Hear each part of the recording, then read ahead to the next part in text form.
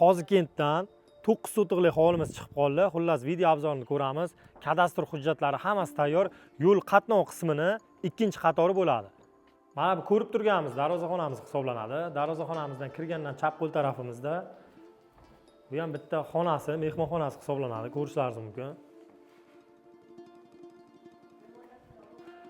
Hovli qismi ko'rib turibsizlar, mevali daraxtlar hammasi ekilgan. Bu tarafga vremenka qilingan. Xullas, qo'yilgan mana hovuzlari bor. Bu yerda ham 3 ta xonasi bor, ko'rishlaringiz mumkin.